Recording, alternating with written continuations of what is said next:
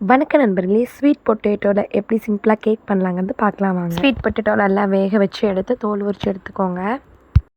நான் ஒரு cup oats powder எடுத்திருக்கேன். நீங்கள் ஓட்ஸ் பவுடருக்கு பதிலாக ராகி, கோதுமை மாவு எதுனாலும் சேர்த்துக்கலாம். இது கூட 1/4 cup jangiri, 1/4 cup cocoa powder சேர்த்துக்கோங்க. 1 spoon baking powder, 1 spoon baking soda சேர்த்து எல்லாம் நல்லா ஜலிச்சு எடுத்துக்கோங்க. வேக வச்ச ஸ்வீட் பொட்டேட்டோ, நம்ம ப்ரீமிக்ஸ் பண்ணி வச்சுருக்க பவுடர் எல்லாம் சேர்த்து, இது கூட 1 ஸ்பூன் வெனிலா எசன்ஸ், 2 ஸ்பூன் நெய்யும் சேர்த்து நல்லா கிரைண்ட் பண்ணி எடுத்துக்கோங்க. ஒரு பாத்திரத்தில் பட்டர் ஷீட் போட்டு நல்லா செட் பண்ணி வச்சுக்கோங்க.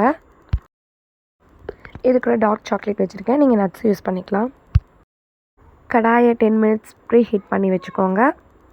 நம்ம செட் பண்ணி வச்சுருக்க கேக் பேட்டரி இது கூட சேர்த்து ஒரு 20 to 25 மினிட்ஸ் மிதமான ஹீட்டில் வேக வச்சு எடுத்திங்கன்னா சூப்பரான ஸ்வீட் பொட்டேட்டோ கேக் ரெடி. இதே போல் ஹெல்த்தியான ரெசிபி பார்க்க என்னோடய சேனலை ஃபாலோ பண்ணிக்கோங்க, சேவ் பண்ணிக்கோங்க. நன்றி.